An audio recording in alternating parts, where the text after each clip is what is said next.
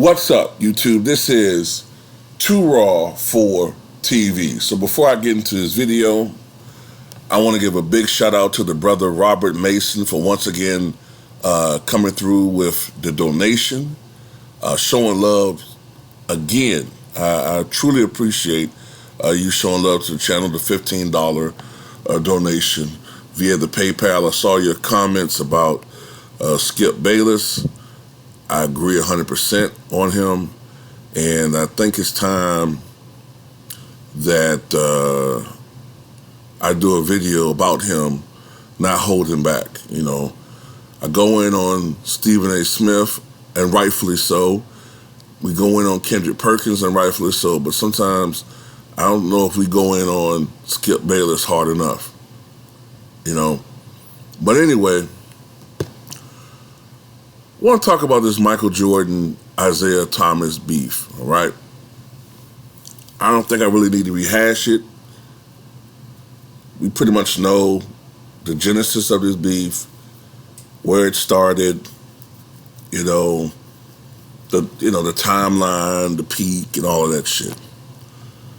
And, both of these men are now in their 60s, well, just about 60. Michael will be 60 his next birthday. Isaiah, I believe, is 61, I believe. So, look, you got two men about 60 years old who are still hanging on to things that happened 30, 35 plus years ago. Now, some people have hope or had hope that they could squash this.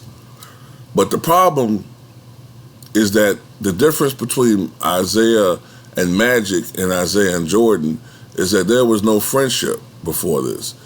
There was no foundation of friendship for them to go back to.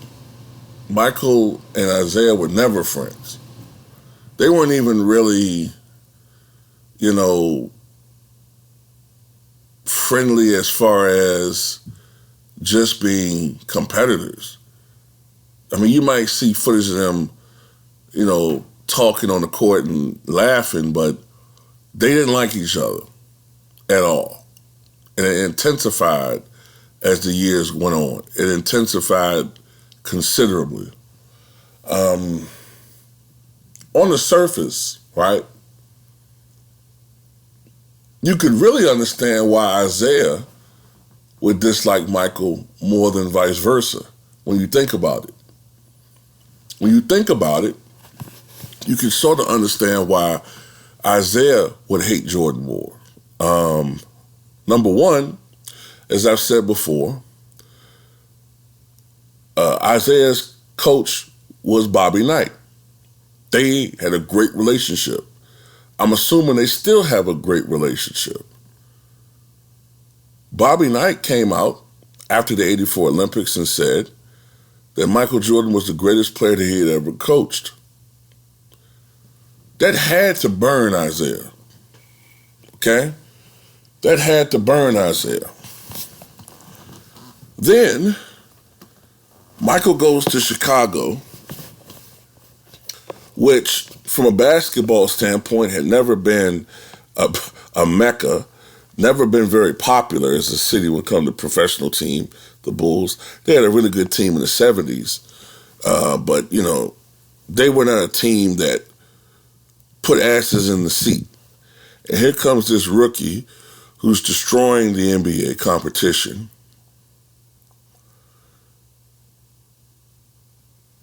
And he's building up a huge fan base in Chicago. Not just in Chicago, but from a national level, and then eventually a global level. But what burns Isaiah is that Isaiah is from Chicago. Isaiah is the epitome of Chicago basketball. But by 1989, the city of Chicago hates Isaiah Thomas, while they love this outsider. That would burn me. That would burn my soul. Then, even though I won 2 NBA championships with my team, the Detroit Pistons, Jordan will go on, by the time he's 30 years old, to do something that Isaiah and Magic and Bird, Kareem, none of them were able to accomplish, which is to win 3 consecutive NBA championships. And then ultimately he would go on to do it again.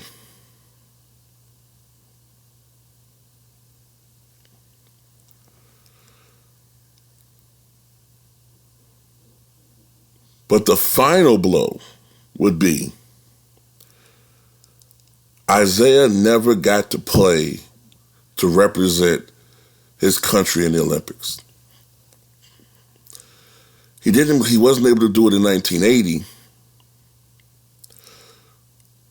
when he was playing for Indiana because the United States, under Jimmy Carter, boycotted the Olympics because of the fact that the Olympics were being held in Moscow.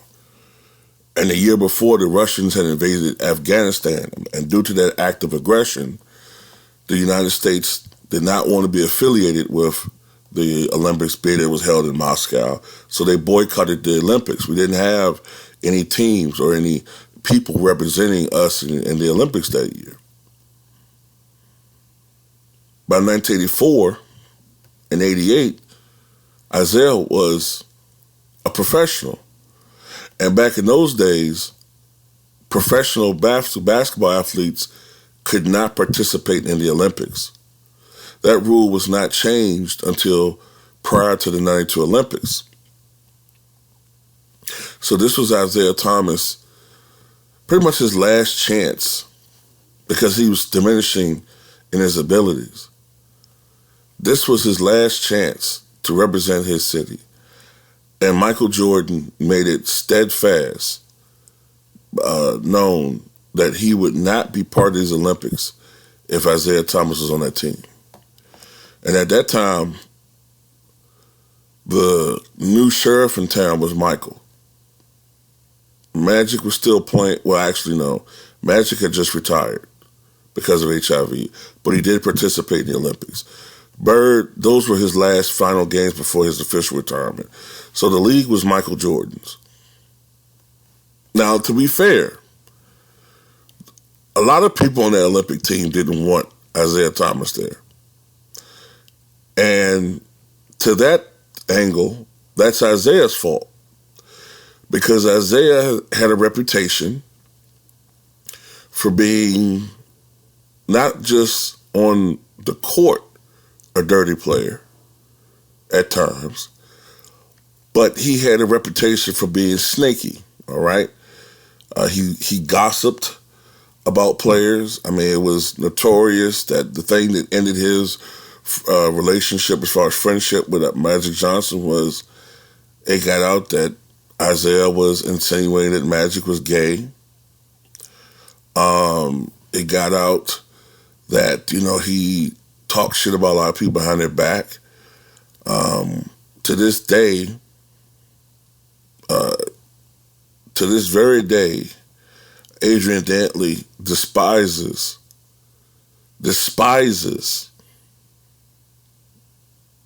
Isaiah Thomas probably just as much as Michael Jordan does because of how Isaiah snaked him and lied to him in his face.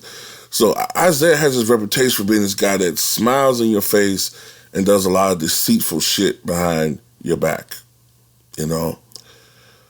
And that's part of the reason why Michael Jordan is convinced that Isaiah was behind this so-called plot to freeze him out in the 85 All-Star game.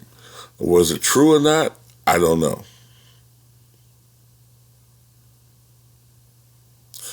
To me, both parties are at fault.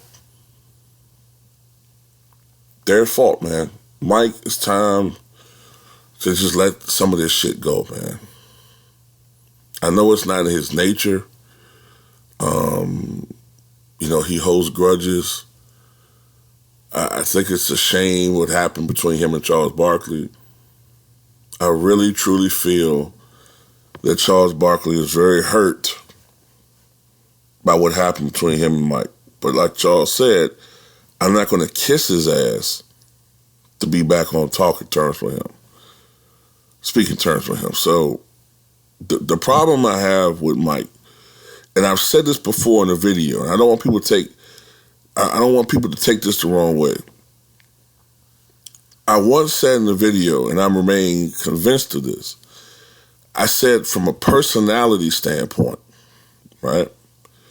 From a personality standpoint, if you really read about his personality, I'm not talking about him being a racist. This guy I'm talking about in the past, he was a white supremacist. I'm not talking about that. I'm talking about his personality, the competitiveness, the way he could seemingly just end friendships off the littlest slights.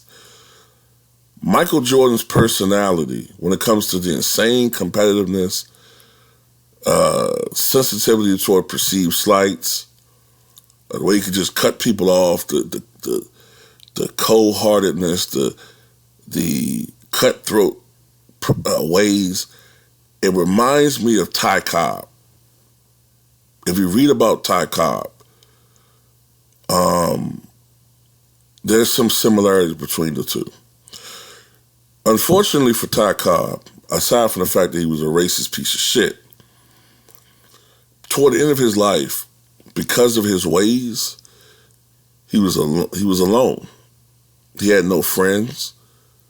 He had really no family.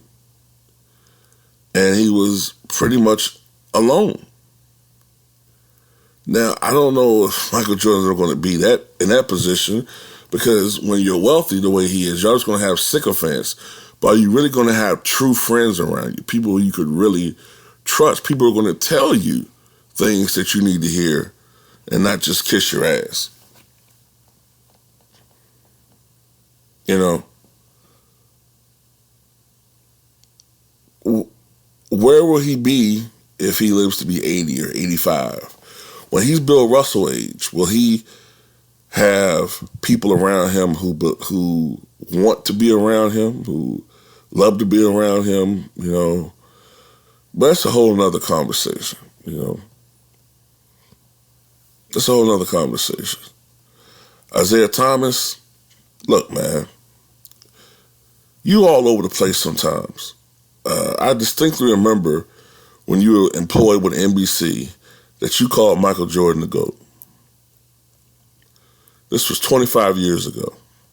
And you called him the GOAT for several more years afterwards. Then all of a sudden you say it was Kareem.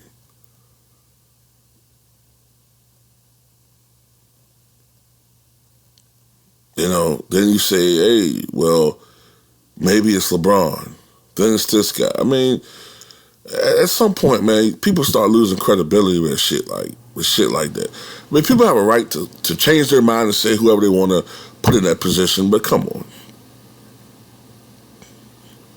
Anyway, the point I'm trying to make is both of these guys are wrong. Both of them were wrong. Look, the Jordan rules, if I'm Mike, that would piss me off too a little bit, because it's not that they just were fouling Mike hard. They were literally, like in today's NBA, a lot of those fouls that were fouled with Mike would be like flagrant twos. I mean, the types of fouls where players be ejected from games. They were trying to hurt that dude. They were trying to hurt Michael. And the fact that they geared those rules specifically for him tells you something. Now, he wasn't the only guy that they would foul like that. You know, they did it against a lot of different players. Dominique Wilkins and Charles Barkley and Patrick Ewing, you know. But in particular, Bill Laimbeer, some others, They were trying to hurt you. They didn't give a fuck if they ended your career as long as they got the win. So yeah, on that end, I can understand maybe people holding grudges too. So it's hard to say, man. It's hard to say. It really is. But tell me you guys' thoughts on this situation.